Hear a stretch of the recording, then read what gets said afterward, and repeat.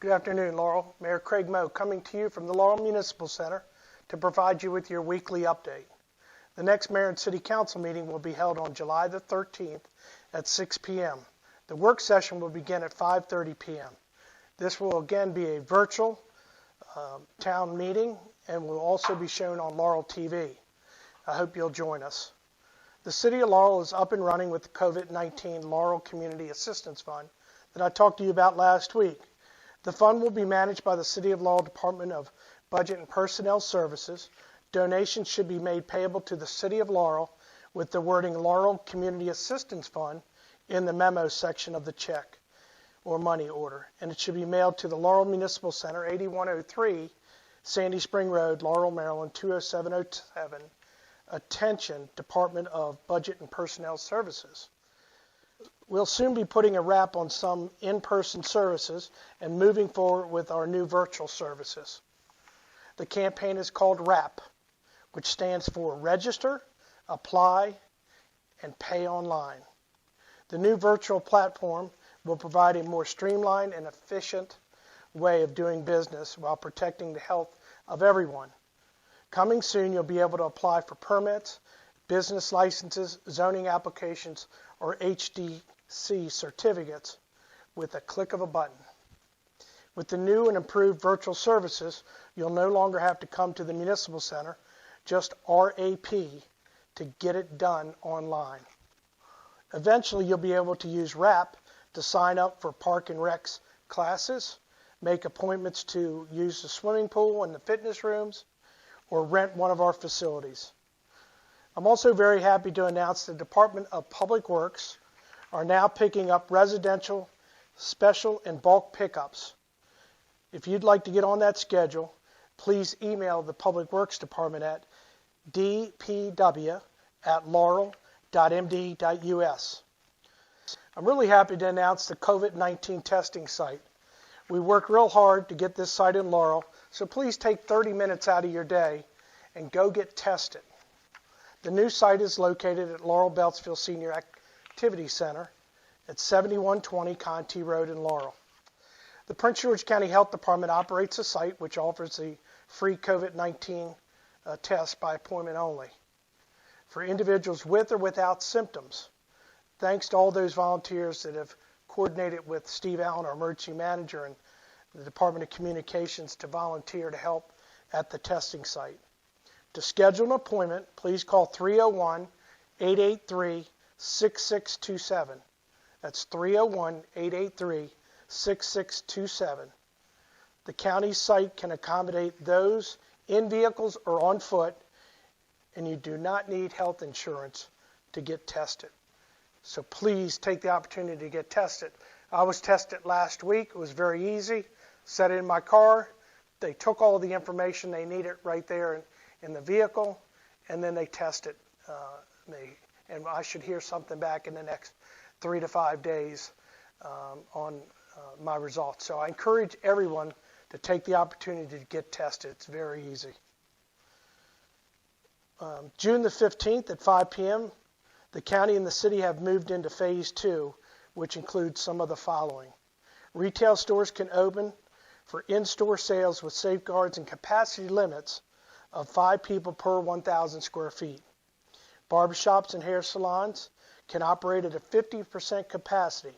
Workers have to wear personal protective equipment, and customers must wear a mask.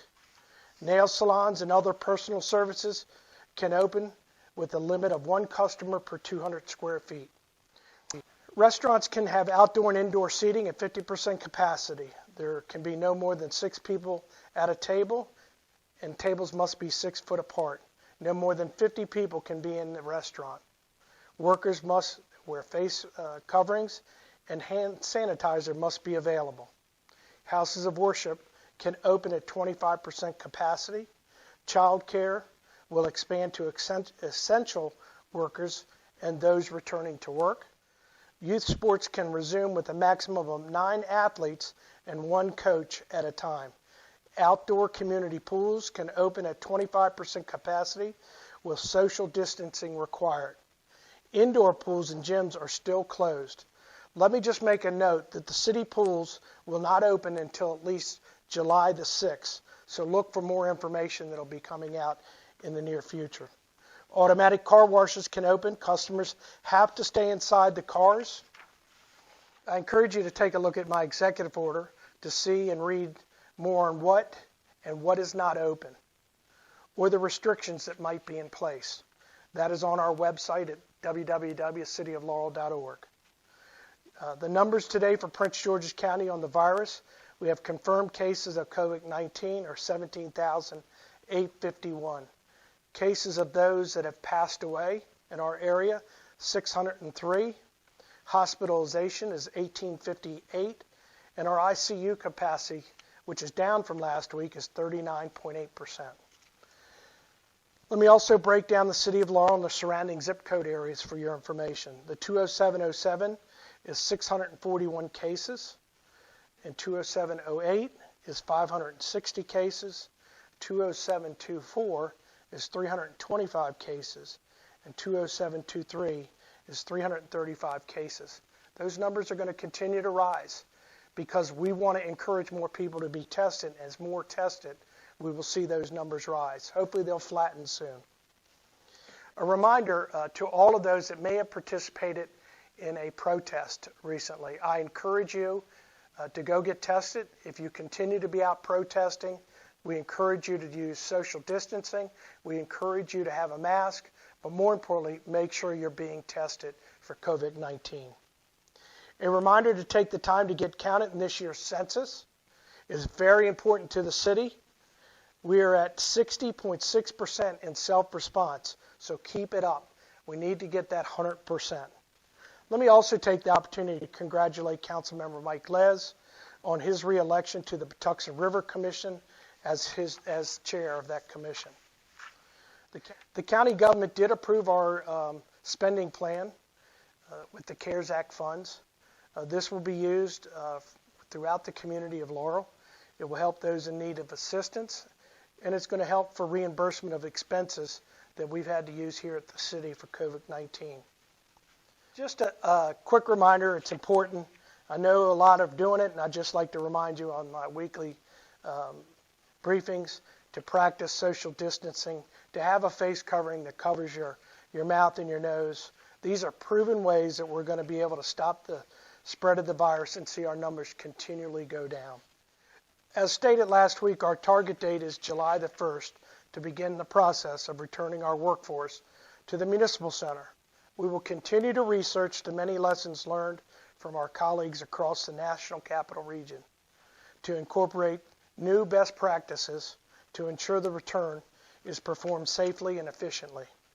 We have 3 goals we will follow as we start this process: to provide a safe, gradual, and orderly plan for the return of our employees, to ensure the plan provides a healthy and safe workplace for the employees, and lastly, to ensure all practices and procedures follow CDC guidelines and recommendations. Return to work benchmarks. Completion of the following benchmarks required for the Stage 2 return of employees. The benchmarks shall be following the CDC, the EPA, ADA, and OSHA guidelines and recommendations. A few of those things that we're working on now is to have our HVAC ductwork cleaned at all of our facilities. We'll have ultraviolet lighting system to be installed in all of our handling of our HVAC systems. We will also change filters and upgrade those filters from a filter 8 to a grade 13 filter. And the airflow in all of our facilities shall be increased, which is following the CDC and HVAC industrial COVID-19 recommendations and guidelines. Surfaces in all of our facilities are to be electrostatically sanitized. Appropriate employee and visitor signage shall be installed at our entrances. Plans shall be developed to ensure that safe social distancing is maintained in our common hallways, our copy rooms, our restrooms, in some cases our kitchen and other works places in all of our facilities. We'll make sure that we provide PPE if needed. And then we're working, as I said, on our automated customer service kiosk. It shall be installed in our outer lobby area in the Laurel Municipal Center to provide automated customer interaction with our city services. Hand sanitizer stations shall be installed at all the entrances of all of our facilities. We actually are changing some of our drinking fountains to bottle filling stations now. The revised layout in some of our offices has taken place already, and we'll continue to make sure that we keep distancing from our employees as they work day to day here in Municipal Center, as well as all of our centers. As I said earlier, we have 3 stages for our return to work plan. Stage 1 is teleworking that will continue as we are in now. Stage 2 is medically low risk and approved high risk employees return to work with approved limited telework. And stage 3 is all remaining medically high risk employees return to work with the approved limited telework.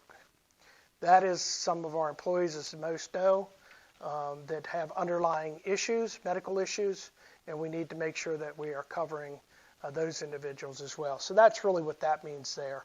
They'll have to work through their doctors and the city administrator's office to make sure they are okay to come back to work. Stage 1 begins, it's already begun on June the 1st.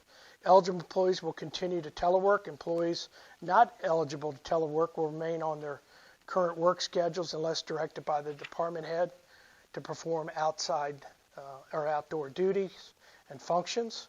A face-to-face training program will remain suspended. In Stage 2, which will begin on July the 1st, all department heads will return to work and resume their normal work schedule.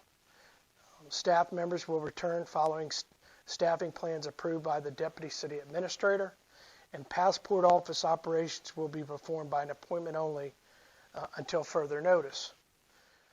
Stage 3 begins on September the 1st, 2020. Following consultation with the City Health Officer, all remaining self-identified medical high-risk employees are required to return to work unless their medical doctor advises them they should not.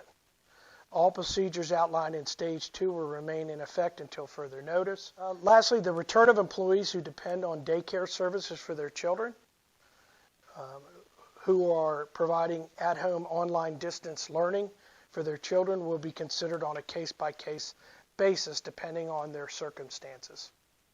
So that's our plan to get people back to work. So more information will come out regarding the employees here at City Hall, and we'll keep you updated as well. On July the 7th, we'll again host another Red Cross blood drive here at the Municipal Center. You need to go online with Red Cross at their website to schedule an appointment, so do so. They fill up fast. I think they have 50 slots that are available. As always, I like to remind you of a few numbers that I think are important. They're our telephone hotline. I'm going to start with our senior information hotline, which is 240-517-7974. The Spanish information hotline at 240-805-3167. And our business information hotline at 301-356-3876. And just a few programs, again, to remind you about. Don't forget about our Takeout Tuesday. We're still trying to promote that, even though restaurants are opening up at 50% capacity. They've been through a lot, like all of the stores here in Laurel, so we encourage you to shop local, support the restaurants on all the time, but on our program of Takeout Tuesday, we encourage you to do that as well. Don't forget about our Healthcare Gratitude Challenge on our social media platforms. Let us know about that, and our program for Chat with a Senior Citizen. All programs that are very, very good for the community, and everybody has been taking part. I encourage you to follow along on one of our many social media platforms to stay informed and stay updated on all of the issues here in the City of Laurel. Thank you to all of our dedicated city employees for all that they continue to do during these very difficult times in our community. And I can't say enough that the work that they continue to do, a lot of them are at home still, some are here at the Municipal Center and others, but they continue to do a wonderful job, and I appreciate that, as I know members of the community do. With that said, let me also say to the residents of Laurel, thank you for your understanding and your support, and always stepping forward to volunteer. We do appreciate that, and that's really what this community is all about. Thank you all. We must continue to work together to rid this virus, because we're all in this together. So let me just say, until next week's briefing, stay safe and thank you.